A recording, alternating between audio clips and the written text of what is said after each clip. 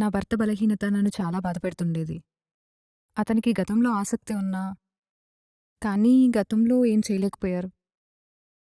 Diabetes కూడా ఉండడం వల్ల ఎప్పుడూ అలసిపోయేవారు. దాని గురించి మాట్లాడితే అతనికి కోపమొచ్చేది. ఒక భార్యకి ఇంతకంటే బాధేముంటుంది? మునుపటి ఉత్సాహం ఇంకా ఆసక్తి లేవు. అతని శరీరంలో శక్తి తగ్గిపోయింది. హార్మోన్లు తక్కువయ్యాయి. అది అతని శరీర తత్వాన్ని మరియు సామర్థ్యాన్ని మెరుగుపరిచింది. ప్రతిరోజు ఈ క్యాప్సూల్స్ తీసుకుంటున్నాడు. ఇప్పుడు తనెల్లప్పుడూ మూడ్లోనే ఉంటున్నాడు. తనని తాను మలుచుకున్నాడు. అశ్వగంధ, సఫేద్ ముస్లి, శిలాజత్ వంటి పదార్థాలు అతనికి యవ్వన శక్తిని తీసుకొచ్చాయి. క్యాప్సూల్స్ అద్భుతం.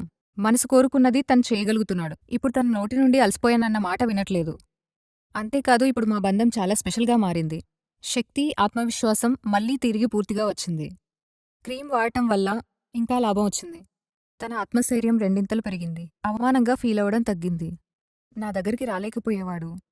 ఇప్పుడు తన స్పర్శతో మునుపటి ఆనందాల వెలుగులు మళ్లీ చూశాను. భర్త రాత్రిపూట తన బాధ్యతను నిర్వర్తించినప్పుడు భార్య సంతోషంగా ఉంటుంది. నేను అలసిపోయానని వెనుదిరిగినప్పుడు ఏ భార్యకైనా ప్రేమ తగ్గుతుంది. అది నా వివాహ బంధాన్ని తిరిగిచ్చింది. ఇప్పుడు తను మునుపటి కంటే మరింత చురుగ్గా, మరింత ప్రేమగా మారాడు.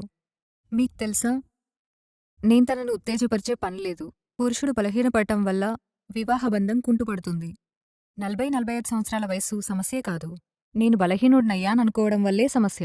వారి శక్తి వ్యవస్థను, విశ్వాసాన్ని మరియు సమయాన్ని సరిచేసింది.